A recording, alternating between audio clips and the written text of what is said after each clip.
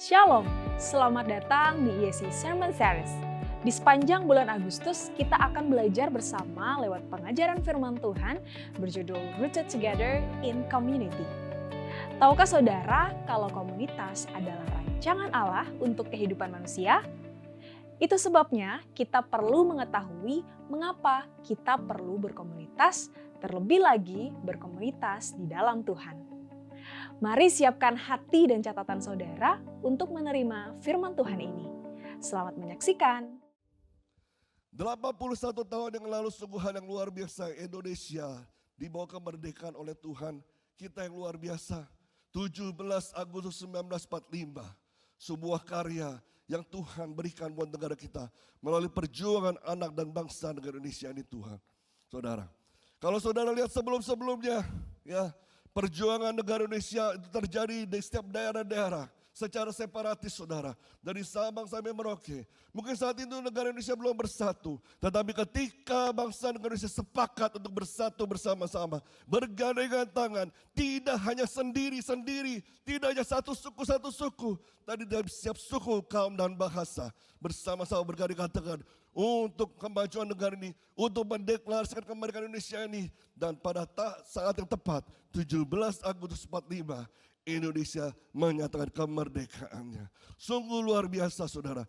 Itu hasil kerjasama bukan satu orang. Tapi bersama-sama bergandengan tangan. Dan setiap suku kaum dan bahasa. Dengan tujuan yang sama. Untuk kemerdekaan bangsa negara Indonesia. Amin saudara. Kita boleh bersyukurinya saat ini. Karena Tuhan sudah berbuat banyak buat negeri ini saudara. Dan saatnya sekarang saudara juga jangan berdiam diri. Terus berdoa buat negara kita. Terus berdoa buat bangsa negara kita. Karena Tuhan juga mau lihat kita berdiri buat negeri ini. Kemajuan buat negeri ini. Kemakmuran negeri ini. Perkembangan negeri ini lebih lagi saudara. Jangan cuma sendiri tapi bersama-sama. Kita bergandengan tangan untuk kemajuan Indonesia. Amin. Amin saudara. Haleluya. Demikian juga kemerdekaan Indonesia. Demikian juga kita. Sesama anak Tuhan. Saudara kumpul di tempat ini, siapa yang mempersatukannya? Siapa yang mempersatukan saudara? Kristus, saudara. Yesus Kristus yang mempersatukan kita. Mungkin orang-orang di luar sana, kemerdekaan yang ada buat negara kita dengan satu tujuan. Tapi kita di sini tahu pasti. Bukan karena hobi, bukan karena kesamaan, kesukaan makanan apapun juga. Tapi yang mempersatukan kita di tempat ini dalam satu komunitas adalah Yesus Kristus. Amin. Haleluya, puji Tuhan. Dan kita sudah minggu lalu sudah belajar mengapa kita perlu komunitas saudara. Yang pertama dikatakan bahwa karena memang pada hakikatnya Tuhan menciptakan kita tidak sendirian. Katakan tidak sendirian saudara. Dan Tuhan mau kita ada dalam satu komunitas bersama-sama dengan sesama manusia, sesama saudara seiman saudara. Di Kejadian 2 ayat 18 dikatakan tidak baik kalau manusia itu seorang diri saja. Ya, aku akan menjadikan penolong baginya yang sepadan dengan dia. Jadi mungkin saat itu Tuhan lihat. Adam sudah diciptakan, hewan sudah diciptakan, semuanya baik, semuanya baik. Semuanya ada bisa ada komunitasnya masing-masing. Anjing bertemu dengan anjing, saudara ya. Kucing dengan kucing, babi dengan babi, saudara. Lah, si Adam ini ya, mungkin melihat semua sudah tertata rapi, dia hanya bisa bengong. Kok itu ada temennya ya? Itu ada temennya ya? Saya kok gak ada temennya ya, saudara. Mungkin dia mulai berpikir, kok saya gak ada temennya? Apa teman saya monyet? Gitu kan, dia mungkin bertanya-tanya. Tapi saya sampai saat ini belum mengerti bahasa monyet, saudara. Mungkin sesama monyet bisa saling ngobrol, saudara. Sesama tikus bisa saling ngobrol, tetapi dia gak ada temennya, gak bisa ngobrol. Akhirnya Tuhan bilang, tidak baik kalau manusia itu seorang diri saja. Makanya diberikan penolong, yaitu Hawa buat dia. Sehingga Adam pun bisa berelasi, saudara. Di sini kita tahu bahwa manusia Tuhan ciptakan untuk berelasi, saudara. Ya, Tuhan cipta untuk berelasi, bukan isolasi diri sendiri, menutup diri, mengungkung diri sendiri di kamar. Ya, tapi kenapa Tuhan berikan supaya kita bisa berelasi? Supaya potensi kita bisa maksimal dikeluarkan semua saudara. Tidak setengah-setengah, tapi dengan berelasi dengan sesamanya manusia, kita bisa berpotensi lebih maksimal lagi. Dan juga kita dikatakan bahwa kita ini adalah bagian dari tubuh Kristus. Saling melengkapi, saling menolong satu dengan yang lain. Dan saling membutuhkan. Tidak bisa mata jalan sendiri, tidak bisa tangan gerak-gerak sendiri saudara. Kalau tangan lepas mau gerak sendiri itu horor saudara ya. Atau mata tiba-tiba gelinding ke bawah jalan-jalan sendiri. Luar biasa itu horor banget saudara. Tapi dalam tubuh Kristus kita semua adalah anggota-anggotanya. Dan saling melengkapi, saling membutuhkan, saling menolong, saling membantu satu dengan yang lainnya. Dan Yesus pun Allah yang maha kuasa, Allah yang maha besar turun ke dunia ini tidak menyombongkan diri. Saya Allah, saya Tuhan yang maha kuasa. Lalu gak perlu siapa-siapa. Dia perlu orang-orang. Dia perlu sesamanya. Sehingga dia buat komunitas ada 12 orang murid. Yang dimuridkan, yang diajar bersama-sama. Mengikuti dia, berjalan bersama dia. Mengalami suka dan duka bersama dengan Yesus. Pergumulan-pergumulan yang Yesus hadapi. Mujizat-mujizat yang Yesus berbuat. Murid-murid yang lihat dan mengalaminya bersama-sama.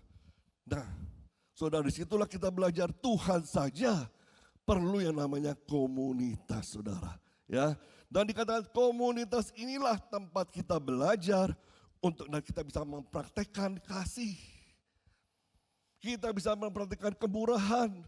Kita bisa mempraktikkan kesabaran, kita bisa mempraktikkan kelemah lembutan, penguasaan diri. Bagaimana caranya kalau kita tidak ada sesama rekan manusia, bisa menyatakan kasih, bisa menyatakan kemurahan. Apakah dengan itu hanya saya bermurah hati dengan meong saja, dengan kucing gitu ya, nggak perlu manusia, kan nggak bisa saudara. Tetap kita perlu sesama rekan kita, teman kita untuk bisa menyatakan kasih, kebaikan, kemurahan Tuhan ya dalam segala hal saudara.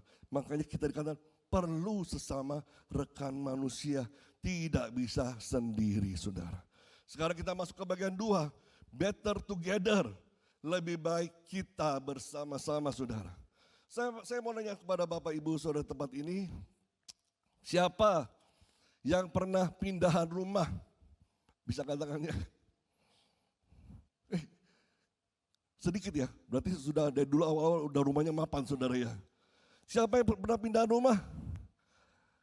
Nah waktu pindah-pindahan itu saudara dari rumah yang lama atau tempat kos yang lama ke tempat-tempat yang baru perlu ngangkut-ngangkut gak saudara? Perlu kan? Ya kan? Segala lemari lah, segala kulkas lah, ranjang segala macam kita angkut. Saudara angkut. Bayangkan kalau saudara ngangkut-ngangkut sendirian. Apa yang terjadi saudara? Besokannya badan saudara pada pegel-pegel semua, benar ya? Saya pernah saudara pindahan saudara. Waktu saya baru pindah ke tempat ini, lalu gak lama kemudian kami punya rumah kontrakan saudara. Dan waktu berjalan rumah kontrakan ini kami juga beli rumah saudara. Nah waktu dari rumah kontrakan pindah ke rumah kami yang sekarang saudara, itu juga perlu ngangkut-ngangkut barang. Pindah-pindah dimasukin kardus semua, diberes-beresin, lalu diangkutin saudara. Nah, kalau saya kerja sendirian, waduh, hancur badan saya saudara ya. Karena semuanya itu saya kerjakan sendiri. Tapi ternyata ada orang-orang di rumah yang membantu kita. Ya, menolong kita. Begitupun juga kita saudara. Ya, begitupun juga kalau kita secara naluri tahu bahwa pekerjaan berat itu jauh lebih ringan kalau dikerjakan bersama-sama saudara. Benar ya? Pekerjaan yang berat lebih ringan kalau dikerjakan bersama-sama, benar gak? Nah, makanya kalau bersyukur banget kalau ada saudara kita, tetangga kita, teman kita waktu kita pindahan, bantuin kita juga saudara. Bantuin pindahan rumah, bantuin pindahan barang-barang, bukan bantuin pindahan barang dari rumah kita ke rumah dia, bukan saudara. Tapi dari kontrakan kita ke rumah kita yang baru saudara. Ya, nah itu sangat bersyukur sekali. Ada yang angkat lemari, ada yang angkat kulkas, ada yang angkat kardus, ada yang ngatur-ngatur. Kamu angkat ini, kamu angkat ini. Siapa tuh biasa suka ngatur-ngatur di rumah saudara. Ya, biasanya istri kita, Pak antar itu, Pak ini gini. Nah itu saudara ya, ada yang sediain makanan, ada yang sediain minuman. Waduh, itu luar biasa saudara. Karena ada orang-orang yang membantu kita dalam pekerjaan kita, saudara. Dan tanpa kuliah teologi pun kita semua sudah tahu tentang prinsip ini dalam kehidupan sehari-hari. Pekerjaan berat lebih ringan kalau dipikul bersama-sama. Kalau kita sudah tahu prinsip ini dalam kehidupan kita, saudara. Tapi bagaimana dalam kehidupan rohani kita, saudara? Mengapa begitu banyak dari kita mencoba memikul beban rohani kita sendiri? Pergumulan iman kita, luka batin kita, dosa yang tersembunyi, kecemasan, kekhawatiran yang menguasai hari-hari kita dan hidup kita, saudara, sendirian aja. Tanpa kita mau meminta bantuan siapapun. Kita lebih suka berbahasa basi sama orang. Ketika ada yang bertanya kepada kita, ada yang menyapa kita, apa kabarnya Pak? Apa kabarnya Bu? Bagaimana keadaannya hari-hari ini? Bagaimana Kak kabarnya hari-hari ini? Kita dengan senyum yang lebar, saudara, mengatakan, puji Tuhan, saya baik-baik saja. Luar biasa Tuhan kita ya. Itu jawaban yang seringkali kita dengar. Dan sepertinya klise gitu ya saudara. Sudah seperti itu orang-orang jawabnya. Jadi seperti basa-basi saudara.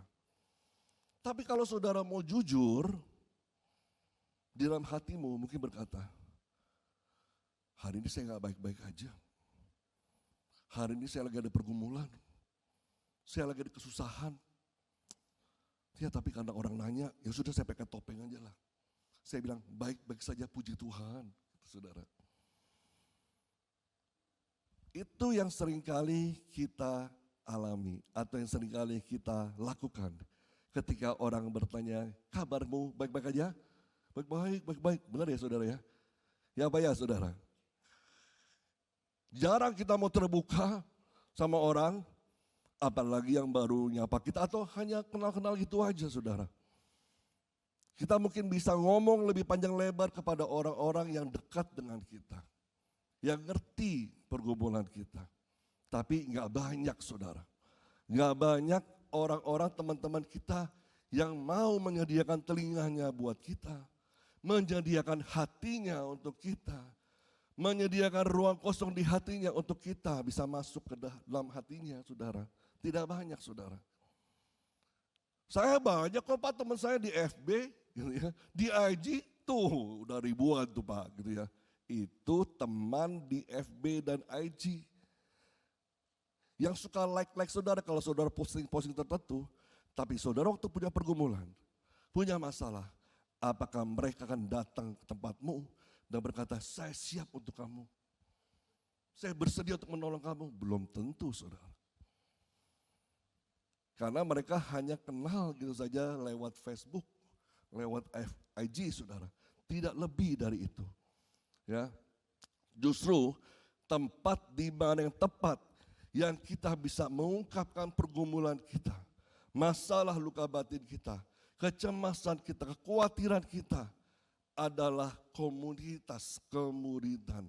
Ini wadah atau support system yang sudah Tuhan sediakan buat kita. Bahkan di gereja ini pun ada saudara. Tapi seringkali kita anggap remeh.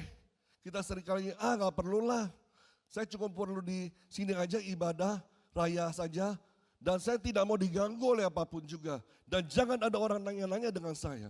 Saya pulang habis ibadah pulang. Jadi ibadah yang saudara jalani pun rutinitas. Tidak ada relationship. Saya relationship kok Pak sama Tuhan. Iya sama Tuhan. Tapi relationship itu harus seimbang sesama dengan Tuhan dan juga dengan sesama kita. Itu yang perlu saudara. Dan saudara harus ingat di Kejadian 2 ayat 18 dikatakan tidak baik. Tidak baik kalau manusia itu seorang diri saja. Ini bukan hanya konteks bicara soal pernikahan atau soal hubungan suami istri saudara. Tapi secara general Tuhan katakan tidak baik karena itu diciptakan lagi pasangannya. Diciptakan lagi teman yang sepadan buat Adam. Ini desain asli yang Allah berikan buat manusia untuk hidup berelasi dan bukan dalam isolasi. Ini harus saudara pahami saudara ya. Jadi kalau kita sudah tahu seperti ini, ternyata apa manfaat-manfaat yang kita bisa capai dalam berkomunitas ya. Ternyata ada hal-hal yang luar biasa yang kita bisa terima waktu kita bisa masuk dalam komunitas saudara. Pengkhotbah 4 ayat 9 sampai dengan 10. Mari sama-sama kita baca bersama-sama saudara. Ya. 1, 2, 3. Berdua lebih menguntungkan daripada seorang diri. Kalau mereka bekerja, hasilnya akan lebih baik. Ayat 10. Kalau yang seorang jatuh, yang lain dapat menolongnya. Tetapi kalau seorang jatuh padahal ia sendirian, apa dikatakan? Celakalah dia karena tidak ada yang dapat menolongnya. Ini ayat utama kita pada hari ini saudara. Ya. Jadi seperti yang saudara sudah tahu, penulis kitab Pengkhotbah ini adalah Raja Salomo. Orang yang memiliki segala kekayaan. Orang yang memiliki kebijaksanaan hikmat yang luar biasa. Dan kekuasaannya luar biasa juga saudara. Dan dikatakan bahwa Salomo ini mempunyai hikmat yang diberikan oleh Tuhan. Ya, yang kepadanya sudah diberikan kepadanya. Ya, dan dalam pencarian dan pengalamannya selama ini tentang makna hidup saudara. Dia melihat bahwa ternyata hidup sendirian itu tidak ada enaknya. Hidup sendirian itu tidak ada untungnya saudara. Saya di sini tidak menyentil yang masih jomblo-jomblo saudara ya, gitu ya. Yang jomblo-jomblo bisa segera berdoa tanya Tuhan, Tuhan mana pasangan saya saudara. Tapi sekarang saya bukan bahas soal pasangan hidup, saya bahas soal sesama rekan seiman, saudara seiman saudara ya. Dan dikatakan di sini bahwa ternyata Salomo memberikan pemahaman kepada kita bahwa hidup berdua atau ada orang yang bersama-sama dengan kita itu jauh lebih baik daripada hidup sendirian. Ya, bukan berarti hidup sendiri itu berdosa ya Pak kalau hidup sendirian. Enggak saudara, bukan. Ya. Tetapi kalau hidup sendirian itu, saudara akan jauh jadi lebih rapuh hidupnya. Bergumul sendiri, khawatir sendiri, takut sendiri saudara. Gak bisa ngomong ke siapa-siapa, semuanya disimpan di dalam diri sendiri. Gak boleh orang tahu. Ya, sampai satu saat saudara sudah gak tahan lagi, sudah benar, sudah mau pecah rasanya saudara ya. Di situ saudara rasakan, kok gak ada siapa-siapa yang nolong saya. Tuhan pun tidak tolong saya. Ya sudahlah, emang beginilah nasib gue. Ya, inilah memang takdir yang harus saya jalani. Padahal gak seperti itu saudara. Tuhan gak ciptakan saudara sendiri. Saudara diciptakan oleh Tuhan, ada temannya, ada sahabatnya, ada saudara seiman yang sama-sama bisa bergandengan tangan, membuat kita terus berjalan sampai selesai saudara. Di situ harus kita pahami, dan ayat ini yang tadi kita baca saudara, ya, itu mengatakan kalau seorang kalau seorang jatuh. Kalau seorang jatuh artinya apa? Alkitab mengakui bahwa manusia itu bisa siapa di sini? Kuat. Saya nggak bisa jatuh Pak. Saya pasti terus berdiri, bertahan, melewati angin total badai apapun. Terus berdiri, kuat, kokoh. Gak bakal jatuh. Jadi ingat saudara, ngomongan Petrus benar ya. Saya tetap di sini Tuhan Yesus, tetap dukung kamu. Tapi Tuhan Yesus bilang apa? Sebelum ayam berkokok ya, engkau sudah menyaksikan 3 kali. Gak mungkin, gak mungkin. Tapi ternyata kenyataannya bisa jatuh juga saudara. Ya. Jatuh ini entah bicara soal jatuh dalam dosa kah, jatuh dalam kelelahan kah karena burnout tadi saudara, jatuh dalam soal keputusasaan, atau jatuh secara harfiah seperti jatuh sakit, kehilangan pekerjaan, usahanya bangkrut, kehilangan pasangan atau orang-orang yang kita kasihi saudara.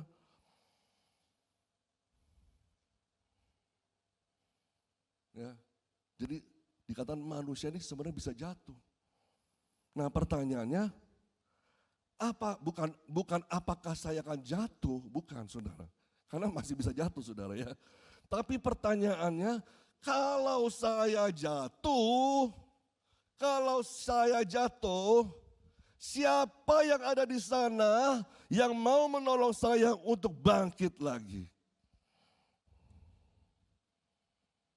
Siapa yang ada di sana untuk mau menolong saya supaya saya bisa bangun lagi, bisa berdiri lagi. Tidak jatuh, tertelungkup dan tidak bangkit-bangkit lagi. Tapi siapa orang yang Tuhan mau menolong kita, Tuhan terus menolong kita saudara. Memang ya saudara ya, setiap orang itu bertanggung jawab dengan kehidupannya masing-masing saudara. Tapi beban yang terlalu berat buat kita, kalau ditanggung sendiri itu gak mampu saudara. Ya, perlu ada orang-orang yang mau menolong kita, membantu kita. Karena itu jangan pernah mengatakan saya tidak perlu siapa-siapa. Saya tidak butuh siapapun juga untuk menolong saya. Saya bisa sendiri.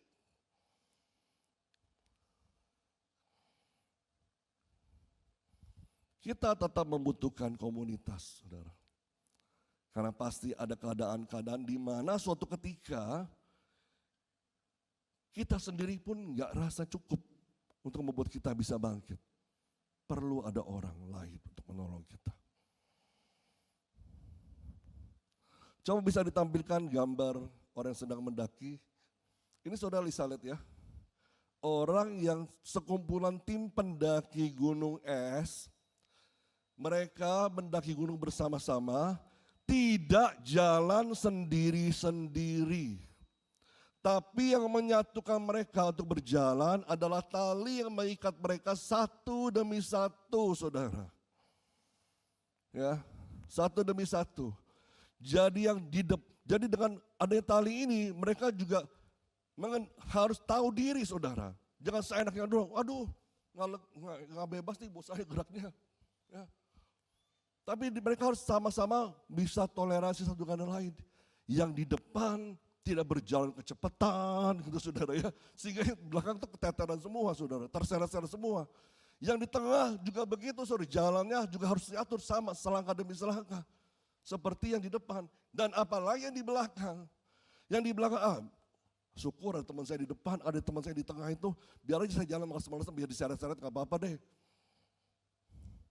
Tapi justru harus ada kerjasama yang baik. Tali ini yang mengikatkan satu mereka dengan yang lain saudara.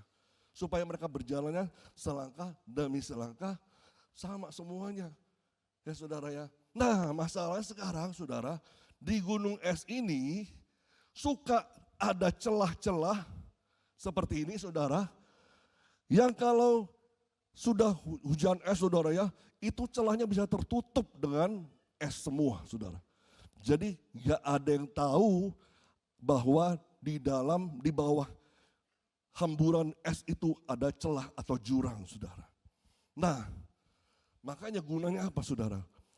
Tali ini ketika ada seseorang jatuh menginjak hamparan es yang ternyata di bawahnya jurang atau celah, langsung masuk terjerembab. Tetap tertolong. Karena apa? Ada tali ini yang mengikatkan mereka satu dengan yang lain. Sehingga waktu satu jatuh, ada teman yang lain menarik dia kembali ke permukaan. Membawa dia, ayo tolong dia supaya dia tidak jatuh. ke dalam jurang tersebut. Itu gunanya tali tersebut, saudara. Jadi kalau kita lihat di sini, sungguh menarik, saudara ya, hal yang luar biasa dari cerita soal pendaki ini, saudara. Tapi kalau misalnya ada seorang pendaki yang merasa, saya repot amat sih pakai tali ini, udah saya copotin aja, saya bisa jalan sendiri kok. Biarin aja mereka jalan sendiri sama-sama, saya jalan sendiri. Tiba-tiba di jalan sendiri terpros dalam jurang itu atau terpros dalam celah itu, siapa yang bisa nolong? Gak ada yang bisa nolong. Gak ada yang bisa nolong. Itulah yang dikatakan oleh pengkhotbah. Celakalah dia karena tidak ada yang dapat menolongnya. Kalau jalan sendiri, saudara. Galatia 6 ayat 2 coba kita buka. Galatia 6 ayat 2 dikatakan bertolong-tolonganlah menanggung bebanmu. Demikianlah kamu memenuhi hukum Kristus. Dari firman Tuhan yang dikatakan bertolong-tolonganlah menanggung bebanmu. Kita tolong teman kita. Kita tolong sahabat kita. Kita tolong saudara seiman kita. Yang mungkin saat ini sedang jatuh. Tolong dia supaya kembali lagi ke permukaan. Supaya dia bisa berdiri lagi. Tidak tergantung-gantung di tengah celah jurang tersebut, saudara. Kita tarik dia lagi, tarik dia. Mungkin susah, saking beratnya. Mungkin orang itu jatuh seperti saya beratnya, saudara ya. Gemuk gitu, tariknya mungkin berat. Aduh gak apa-apa deh. Pokoknya supaya teman saya ini selamat. Jangan sampai dia is dead, saudara ya.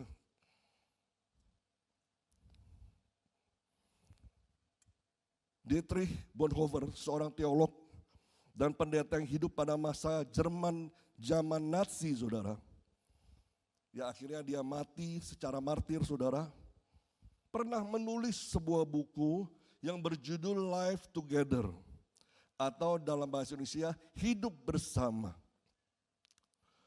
Di dalam satu bukunya ini ada satu kalimat mengatakan, seorang Kristen yang sendirian akan mudah tenggelam dalam pergumulannya. Tetapi kehadiran satu saudara seiman saja bisa menjadi tanda yang nyata bahwa Allah masih hadir dan menopang dia. Ini ditulis oleh Dietrich Bonhoeffer ini berdasarkan pengalamannya dia. Di tengah-tengah situasinya dia yang tidak menyenangkan atau situasi yang sangat mengerikan saat-saat itu, saudara. Jadi kalau saudara harus tahu, ternyata kalau saudara lagi mengalami pergumulan, lagi mengalami susah, ya, mengalami masalah-masalah kehidupanmu, tiba-tiba ada saudaramu seiman yang datang kepadamu, ya, untuk menanyakan kabarmu, keadaanmu, bukan karena orang itu kepo, saudara. Pengen tahu apa sih masalahnya? Enggak, saudara. Tapi ternyata di balik semuanya itu Allah yang mengatur. Karena Allah ada dan dia peduli sama kita. Dan tidak membiarkan engkau sendirian, saudara. Dia kirim salah satu saudara seiman itu datang kepada kita. Menghampiri kita, menanyakan kabar kita. Di sela-sela kita bergumul, di sela-sela keraguan-raguan muncul, di sela-sela ketakutan-ketakutan yang ada, ataupun kekhawatiran kita alami, Tuhan kirim orang-orangnya untuk menyapa kita, untuk mendoakan kita, untuk memberitahu kamu enggak sendiri.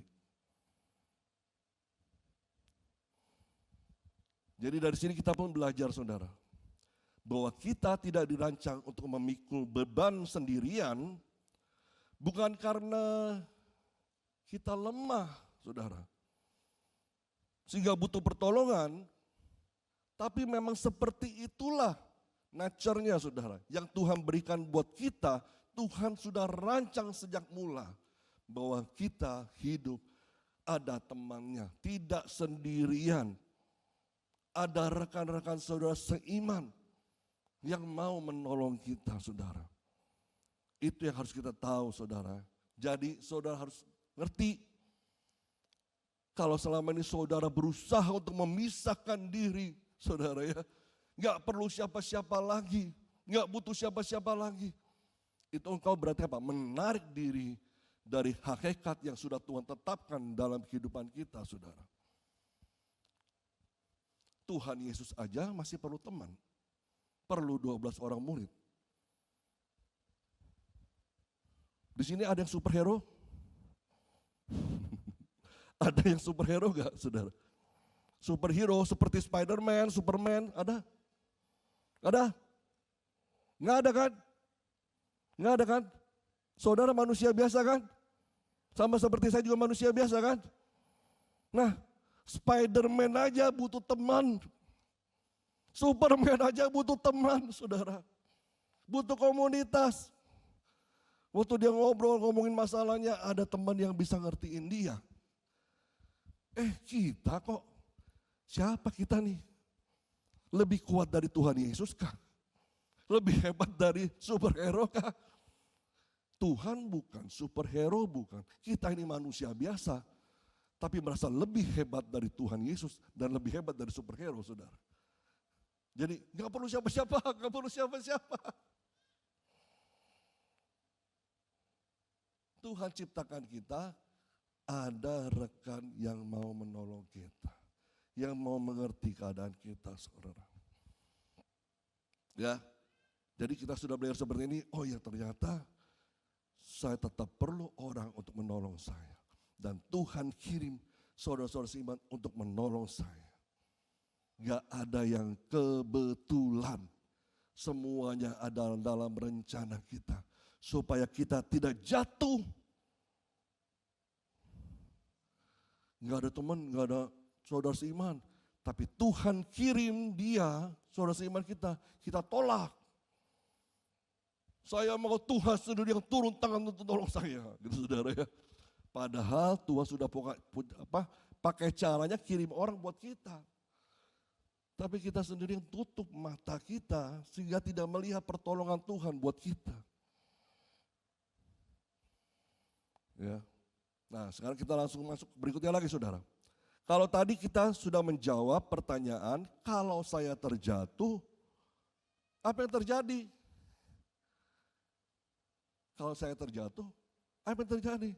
Ya, kalau saudara sendirian, ya saudara ngalamin celaka tadi. Tidak ada yang nolongin kita. Tapi ternyata Tuhan masih kirim orang buat kita, saudara. Nah sekarang pertanyaannya, bagaimana kalau saya bahkan tidak tahu kapan ya saya sedang jatuh? Waduh. Bagaimana kalau saya bahkan tidak tahu kalau saya sedang jatuh? Jadi kondisinya kita sedang jatuh secara slow motion kali saudara. Saudara tuh jatuh perlahan-lahan saudara ya. Tanpa saudara sadari secara diam-diam saudara ini sedang jatuh. Kok kenapa berdiri makin miring ya? Nggak sadar kalau berdirinya makin miring.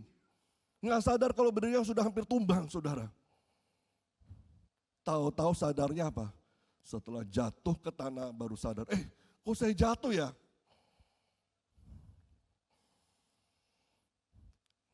Ya. Coba kita buka di Ibrani 3 ayat 12 sampai dengan 13 saudara. Ibrani 3 ayat 12 sampai dengan 13. Sama-sama kita baca yuk saudara. 1, 2, 3. Waspadalah hai saudara-saudara, supaya di antara kamu jangan terdapat seorang yang hatinya jahat dan yang tidak percaya oleh karena ia murtad dari Allah yang hidup. Tetapi nasihatilah seorang akan yang lain setiap hari selama masih dapat dikatakan hari ini. Supaya jangan ada di antara kamu yang menjadi tegar hatinya karena tipu daya dosa. Di sini saya mau katakan bahwa tipu daya dosa ini membuat kita terbatas dalam melihat diri kita sendiri. Ya. Dan saudara garis bawahi kata tipu daya dosa tadi, saudara, dalam bahasa Yunaninya itu apate, saudara. Artinya tipuan, muslihat, sesuatu yang membuat kita salah melihat kenyataan. Ya. Kita lihatnya samar-samar, tapi kita langsung berasumsi, oh ini gini nih, ini gini. Padahal yang kita lihat ini baru samar-samar. Belum tentu benar, tapi kita sudah nebak ini gini. Dan ternyata asumsi kita salah. Prasangka yang salah. Sepertinya tidak seperti itu, tapi karena asumsi kita, jadi kita berprasangka yang salah. Dan itu akan menyeret kita, dan tanpa kita sadari, tahu-tahu kita sudah ada di tanah, ambruk jatuh, saudara. Penulis Ibrani ini tidak bicara tentang dosa yang sedang kita sadari atau kita lakukan dengan mata terbuka, tapi sedang berbicara tentang dosa yang menipu kita sampai kita sendiri tidak sadar bahwa kita sebenarnya sudah berdosa atau sudah bersalah, dan tidak sadar kalau kita ini semakin menjauh dari Tuhan. Kenapa? Ini manipulasi dari dosa, tipu daya dosa, membuat seakan-akan saya yang benar, orang lain yang salah, keadaan yang salah, saya yang benar. Ini karena keterbatasan pada diri manusia dalam melihat diri sendiri, terbatas dalam menilai keadaan diri kita sendiri secara jujur, saudara. Saudara harus tahu dosa itu licik. Dia nggak terang-terangan ngomong di depan kita, awas ada dosa, hati-hati ya, semua minggir. Gitu. Nggak ada saudara seperti itu. Tiba-tiba datang dosa itu sudah menyusup dalam hatimu, dalam pikiranmu tanpa kau sadari. Dan dia tidak memberikan peringatan atau warning buat kita. Awas, hati-hati, ini dosa, semua nyingkir ya, jangan dekat-dekat ya. Nggak seperti itu, saudara. Tapi pelan-pelan dia nyusup dalam hati kita, dalam pikiran kita, sampai kita tidak menyadari bahwa ini saya salah ya. Karena apa? Dosa ini memanipulasi pikiran dan hati kita, sehingga bisa berkatakan bahwa saya benar kok. Dosa ini datang kepada kita dengan alasan yang kedengarannya masuk akal buat kita. Dengan langkah-langkahnya kecil-kecil, ternyata dia sudah ada di dalam diri kita, sudah tanpa kita sadari bahwa itu dosa yang nyusup dalam diri kita. Kita pikir itu kebenaran. Kita pikir saya berjalan dengan firman Tuhan.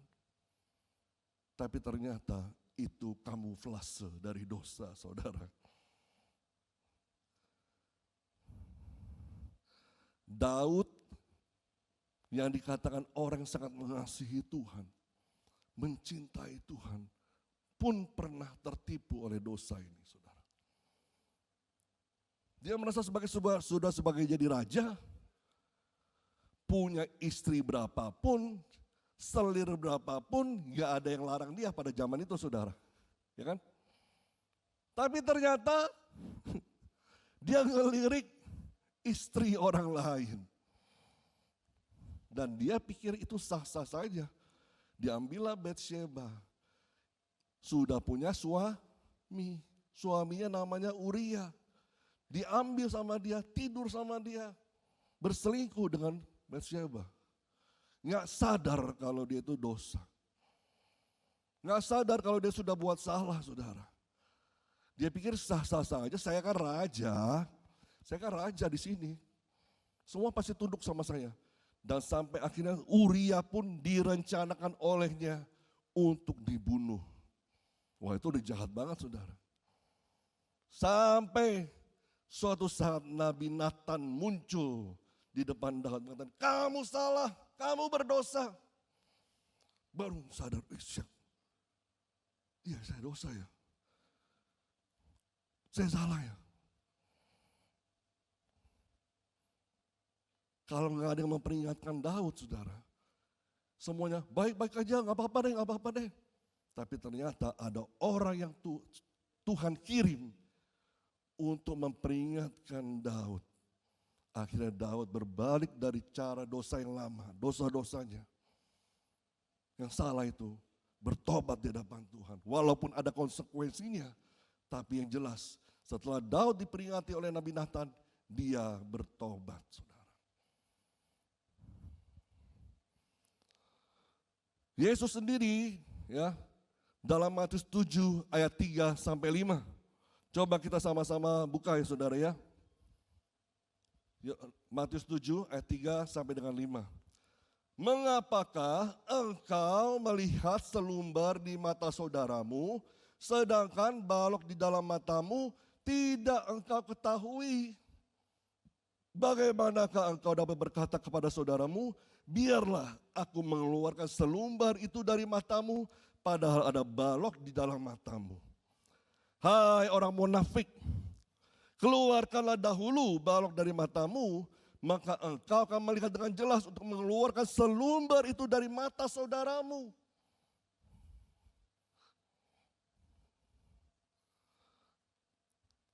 Yesus memberikan pertanyaan ini, saudara, kepada murid-muridnya, kepada orang-orang sekitarnya, saudara. Pertanyaan yang sedikit menohok, saudara, kalau orang zaman sekarang ngomong, saudara ya, sedikit menohok atau untuk menyindir kita yang seringkali aneh-aneh perilakunya. Benar ya saudara ya?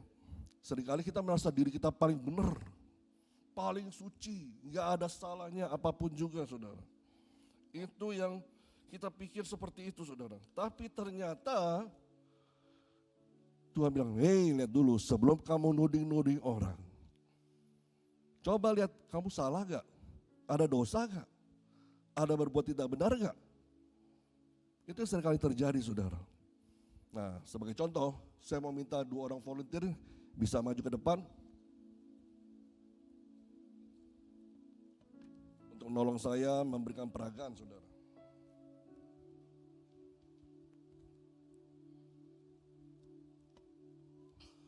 Ya, 2 orang volunteer, terima kasih. Sudah maju ke depan, yang satu di sisi kanan saya, satu kiri, satu ke kanan ya. Coba ngadep ke depan dulu. Ya, ini 2 orang manusia, saudara. Ya, yang dirinya pikir aman-aman saja. Saya baik-baik aja. Nggak ada masalah apapun juga dalam kehidupan saya. Itu pikirnya mereka. Lalu tanpa mereka sadar, coba sekarang hadap sana, hadap sana satu juga. Ya, tanpa saudara sadari, mereka sadari, saudara. Ini saya umpama ya, saudara. Saya seperti iblisnya, saudara. Saya seperti setannya. Saya ngiter, gitu, saudara, sama dia, saudara ya.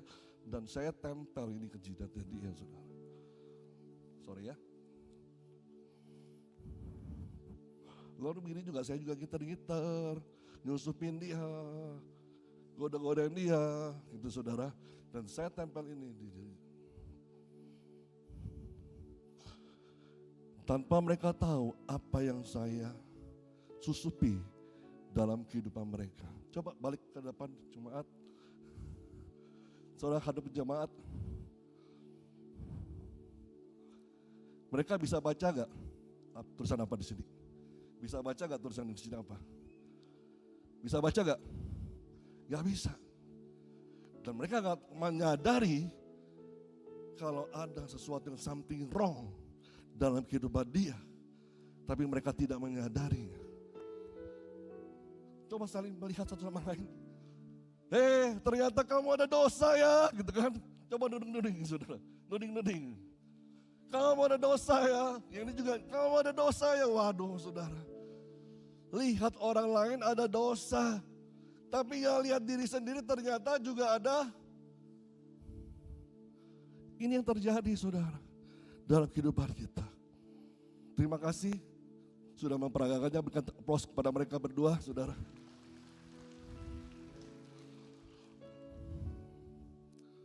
Ini yang disebut dengan titik buta atau blind spot.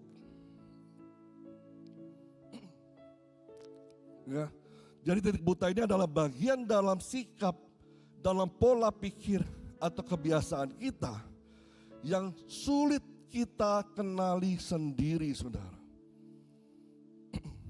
Ya, jadi sebenarnya istilah ini muncul dari dunia mengemudi. Yaitu ada area-area di sekitar mobil atau kendaraan yang tidak terlihat oleh kaca spion. Bukan karena pengemudinya buruk, ya, tapi karena posisi mata si pengemudinya ini, sudut pandangnya, ya, ada area-area yang terbatas sehingga tidak bisa melihat secara luasa. Contohnya coba kita tampilkan di sini, area blind spot. Ini contoh blind spot pada sebuah truk, saudara ya. Truk itu kan besar, tinggi saudara ya. Nah ternyata ada area-area sebelah kiri, sebelah kanan, sebelah belakang, sebelah depan yang diwarnai merah ini yang namanya blind spot. Si pengemudi tidak bisa lihat kalau ada mobil sebelah kirinya yang ada di area merah saudara ya. Karena kaca spionnya terbatas, hanya bisa melihat yang sebelah sini aja. Sebelah sini masih bisa dilihat, kalau yang di sebelah sini nggak kelihatan saudara. Apalagi yang di belakang tertutup. Di depan pun kalau saudara pikir aman-aman aja kok di depan. Berdiri di depan tanpa saudara sadari. Saudara berdiri di depan, mobil truknya jalan, saudara kelindes saudara. Kenapa? Blind spotnya di depan juga ada. Nggak kelihatan oleh si pengemudi. Nah inilah titik-titik blind spot inilah. Jangan kita ada di situ saudara. Bisa membahayakan hidup kita. Ya, ini contoh sekilas. Di motor pun seperti itu. Motor yang bagus, siapa di sini pengemudi motor dulu saya tanya? Siapa yang kesini bawa motor? Pakai motor? Nah saya mau nanya, motornya pakai spion enggak? Pakai enggak? Kalau enggak pakai bertobat saudara ya. Tadi pagi saudara, waktu saya menuju ke sini, ada seorang pengemudi motor. Ada spion, tapi spionnya cuma sebelah kanan doang, saudara. Dia jalan dari sebelah kanan, saya ada di sebelah kiri, di belakangnya dia. Tiba-tiba dengan seenaknya saja, tanpa memberi set, dia langsung ke kiri, saudara. Nutupin jalan saya, kok coba kalau saya ngebut, waduh udah pasti nabrak, saudara. Dia ke kiri tanpa melihat siapa yang ada di belakangnya. Karena apa? Nggak ada kaca spion sebelah kiri. Buat si pengemudi motor ini itu blind spot. Tapi berani nekat sekali dia ke kiri langsung saudara. Nah begitu juga dengan diri kita. Ada titik-titik buta dalam kehidupan kita yang tidak kita tahu. Mungkin tadi di sini saudara. Nggak bisa kan lihat jidat sendiri saudara. Bisa lihat kepala sendiri nggak? Nggak bisa.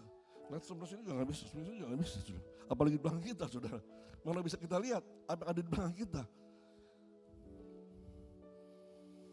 Nah itulah saudara. Blind spot inilah yang ada dalam kehidupan kita yang tanpa kita sadari. Membuat kita jadi rawan jatuh dan tanpa kita sadari. Kita sudah terjerembab di bawahnya. Syukur kalau kita naik mobil. Ada sama-sama temannya saudara ya. Yang bisa bantu lihat. Awas, di belakang ada motor. Jangan mundur lagi, jangan mundur, stop. Nah, itu ada teman kita yang bantu kita, saudara. Nah ini kita butuh sebenarnya orang-orang seperti ini. Ya, Dallas Willard, saudara. Dallas Willard, seorang filsuf dan penulis rohani, menyampaikan bahwa pertumbuhan rohani sejati tidak pernah terjadi hanya melalui usaha dan disiplin pribadi semata-mata. melainkan juga membutuhkan orang lain yang bisa melihat, yang bisa mengamati, dan memberikan umpan balik terhadap kehidupan kita. Karena karakter kita paling jelas terlihat justru dalam relasi dengan orang lain. Bukan ketika kita sendirian. Ya, karakter kita jelas terlihat ketika kita berelasi dengan orang lain. Bukan dengan sendirian. Kalau sendirian mah gak tahu orang lain, kamu pemarah ya. Kamu emosian lu, orang cemburuan lu. Oh kamu baik hati sekali, suka menolong. Karena apa? Ada relationship dengan orang lain. Tapi kalau hidup sendiri, mah ada yang tahu. Kamu ini orang yang pemarah kah? Orang yang emosian kah? Orang yang iri hati kah? Orang yang murah hati kah? Atau baik dengan luar biasa kah? Suka nolong kah? Tapi justru kelihatan ketika kita berelasi. Dalam kehidupan kita sehari-hari pun seperti itu. Siapa di sini yang paling sering menegur cara kita? Ya apakah kita sebagai bapak kah? Atau sebagai ibu kah? Atau sebagai anak kah? Waktu bicara ketika sedang marah. Ya. Siapa yang negur kita kalau kita lagi bicara sedang marah gitu saudara sama orang lain? Bukan diri kita sendiri. Karena diri kita tuh gak nyadar saudara. Kalau kita ini cara bicaranya salah. Tapi yang sering tegur kita itu adalah pasangan kita. Yang sering tegur kita anak-anak kita yang sudah dewasa saudara. Yang bisa ngomong, papa, mama, kok tadi bicaranya kasar sekali sih sama orang itu. Padahal orang itu cuma ngomong-ngomong gini loh. Tapi papa mama tadi ngomongnya kasar sekali.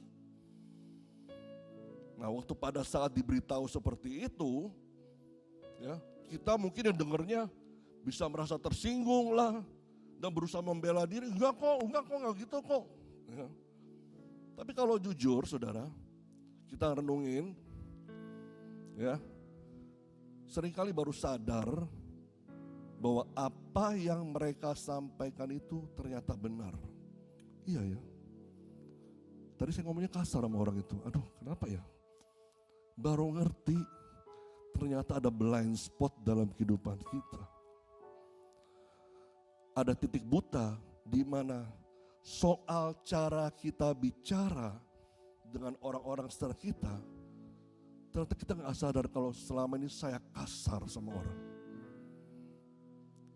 Saya ngomong ceplas-ceplos tanpa menimbang perasaan mereka, semau-mau saya, saya marah keluar semuanya.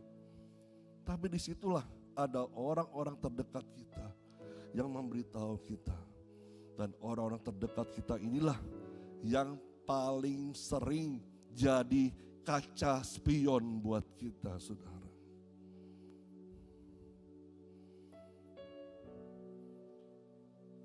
Ya karena itu saudara, kita ini butuh komunitas. Gak bisa sendirian. Kita perlu orang-orang cukup dekat dengan kita untuk bisa melihat perubahan-perubahan apa yang terjadi dalam kehidupan kita. Yang kita sendiri sulit untuk sadari dan pahami. Perlu ada orang-orang sekitar jadi kaca spion buat kita. Untuk lihat, oh ternyata ada titik-titik buta dalam kehidupan saya. Yang saya pikir saya sudah benar, tapi ternyata buat orang lain itu salah. Nah ini yang kita diberitahu oleh Tuhan. Ya, justru karakter kita ini paling jelas ketika kita berelasi dengan orang lain, saudara. Hal yang luar biasa yang Tuhan berikan buat kita semua. Nah kita masuk pada slide berikutnya lagi. Komunitas yang Tuhan sediakan buat kita adalah perlindungan buat kita, saudara. Ya, dari dalam Ibrani 3 ayat 12-13 dikatakan kita membutuhkan orang cukup dekat untuk menyadari perubahan dalam diri kita dan cukup mengasihi untuk menolong serta menasihati kita. Ada orang-orang yang bersedia menolong kita, memberi nasihat kita. Bahkan jujur ya, Kalau ada orang yang berani marah-marahin kita, saudara, karena kita buat salah, itu artinya orang itu masih peduli sama kita. Masih perhatian sama kita. Beberapa kali istri saya melayani konseling orang, ya. Yang di konseling ini itu bukan diberikan kata-kata nasihat, kamu sabar ya, kamu gini ya. Enggak, saudara. Yang sering terjadi, istri saya marah-marahin orang itu, saudara. Karena seringkali dia, orang yang di konseling ini buat salah, tapi dia gak sadar kalau dia salah. Jadi waktu dia marahin, baru ngeh, saudara. Dan orang di konseling ini bukan menjauh dari istri saya, tetapi makin dekat, saudara. Apa? Supaya makin tahu salahnya di mana. Supaya makin tahu kekurangannya di mana yang harus diperbaiki, saudara. Ya. Bahkan sudah sampai udah pindah ke sini, dari Jakarta pindah sini, pun masih diteleponin, saudara. Ditanya-tanya segala macam. Dia cerita segala macam. Kadang istri saya ngomong tegas. Ya. A, B, C gitu ya. Kalau kamu dosa, dosa, salah ya salah. Gak bisa A minus, B plus, gak bisa seperti itu, saudara. Saklek, ya. Jadi kalau kita lihat tadi di Ibrani 3 ayat 12 sampai 13, ada kata nasihatilah, itu dari kata parakleo, saudara. Itu artinya menasihati, menguatkan, menghibur, mengingatkan, dan mendesak. Nah, itu juga salah satu peranan dari Roh Kudus, Parakletos, sebagai penolong dalam kehidupan kita. Nah, itu Tuhan kirimkan orang-orang di sekitar kita, ya, untuk mengerti keadaan kita. Kadang siapa-siapa lagi sih, bukan orang jauh-jauh, tapi orang-orang dekat ini yang bisa memahami kita, menerima kekurangan kita. Kadang yang dibutuhkan seseorang itu bukan teguran, tapi ada orang yang mau mendengarkan dia.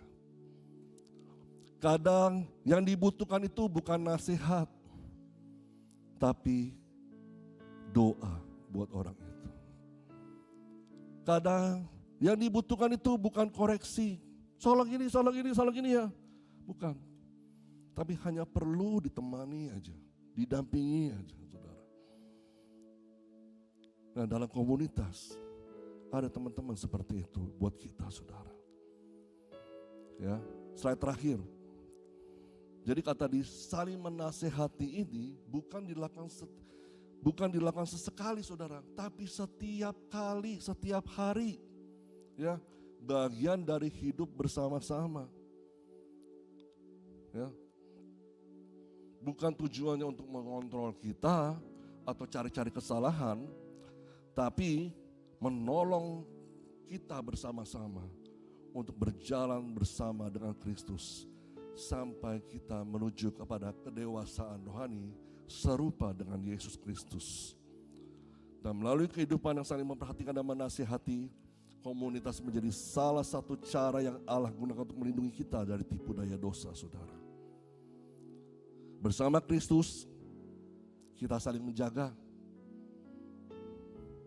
satu dengan lainnya, saudara. Bersama dengan Kristus, kita saling menguatkan. Bersama dengan Kristus, kita saling menolong untuk bertumbuh. Dan bersama dengan Kristus, kita akan saling melindungi sampai kita mencapai garis akhir. Saudara tahu arang api, bara api, ya. Kalau semakin dikumpulin bersama-sama, ya, bara api itu, api yang menyala semakin berkobar-kobar. Tapi saudara ambil satu bara api itu, pisahkan sendiri, lama-lama dia redup. Bahkan jadi mati sendiri, saudara. Nah, makanya kita gak bisa jauh-jauh dari komunitas. Perlu teman-teman saudara-saudara seiman supaya api Roh Kudus terus menyala-nyala dalam kehidupan kita. Kebangunan rohani terus terjadi di kehidupan kita. Kalau sempat redup, ada teman lain yang sudah menyala juga, terus membakar kita lagi, terus nyala lagi. Supaya terus menyala-nyala di hadapan Tuhan. Tidak berangsur-angsur padam. Amin, saudara. Mari kita bangkit berdiri di depan Tuhan.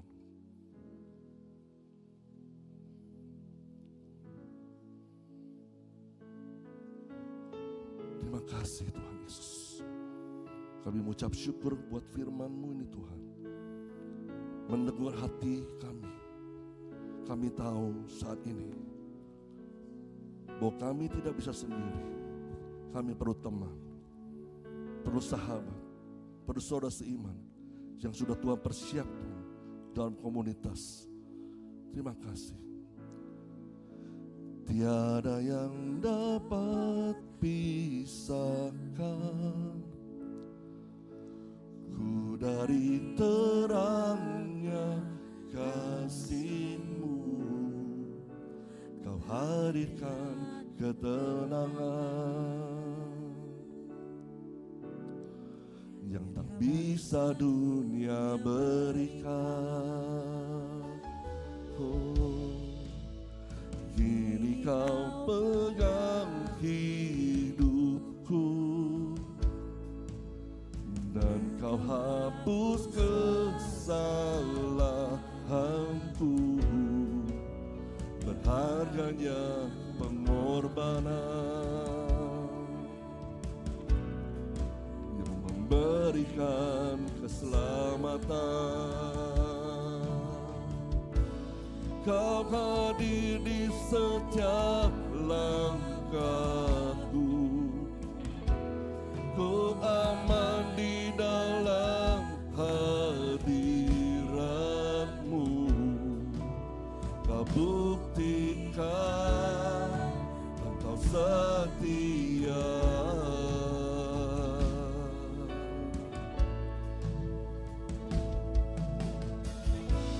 Kan ku angkat tinggi tanganku,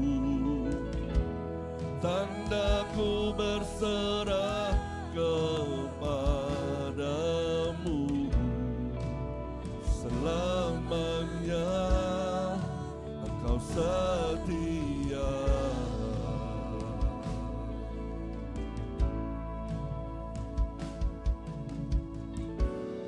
Oh, your presence never leaves me, and you'll never forsake me. Oh, your presence never leaves me. Oh, you'll never forsake me.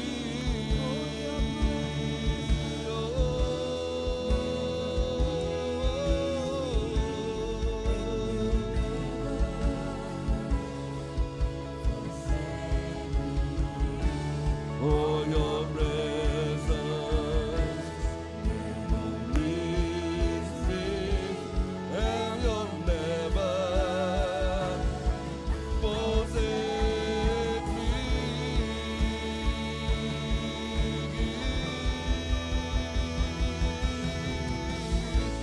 Kau hadir di setiap langkahku. Ku aman di dalam hadirat-Mu. Kau buktikan Engkau setia.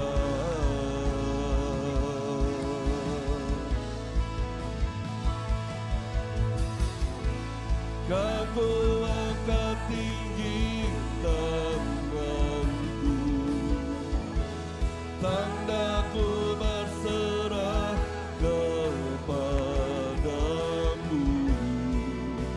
Selamanya Engkau setia.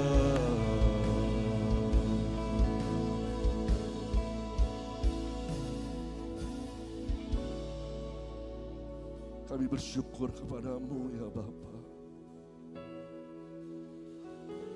Engkau yang paling tahu keadaan kami Tuhan. Apa yang kami alami, apa yang menjadi pergumulan kami ya Allahku. Dan Engkau tidak membiarkan kami sendiri ya Tuhan. Tanpa kami sadari, yang sering terjadi adalah kami merasa Tuhan gak peduli, Tuhan gak perhatian sama hidup kami. Kami ada dalam posisi yang seperti ini, kami tidak tahu apa yang harus kami lakukan. Tapi sebenarnya Tuhan tidak pernah pergi jauh dari kehidupan kami. Tuhan masih terus perhatikan. Tuhan masih peduli. Dan Engkau kirimkan orang-orang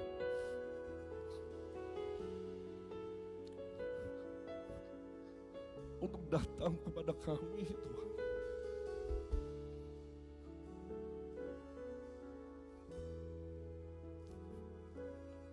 Menanyakan kabar kami, menanyakan keadaan kami, menanyakan pergumulan yang kami alami. Tapi kami sering mensepelekan itu, ya Allah. Pada Tuhan sudah kirim pertolongan untuk kami. Bapa di surga yang penuh kasih, ajar kami untuk bisa menyadari ini semua, Tuhan. Bahwa kami tidak berjalan sendirian dalam perjalanan iman ini, ya Allah. Engkau memberi kami saudara-saudara seiman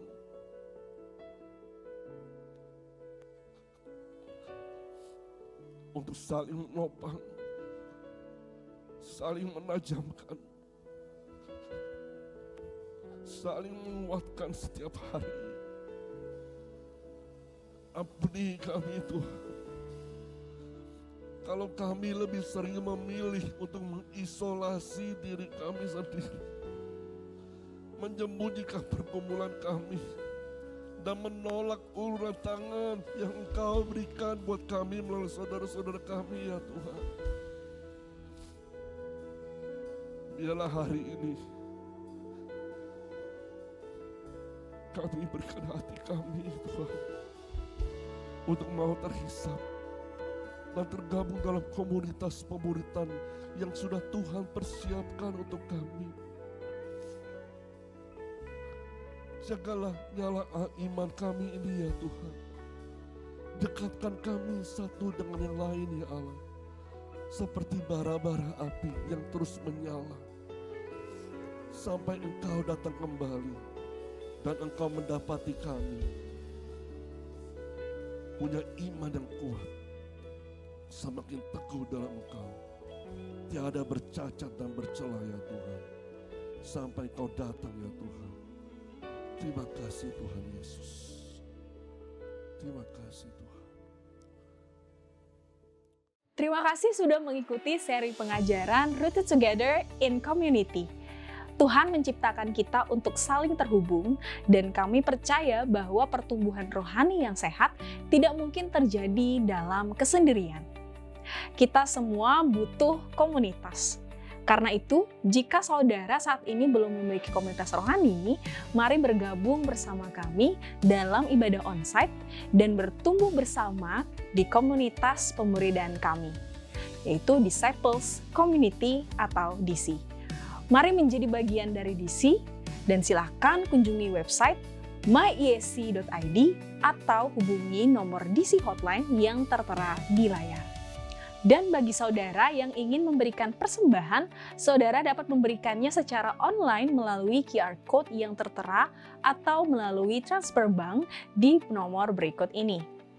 Sampai jumpa di seri pengajaran berikutnya. Tuhan Yesus memberkati.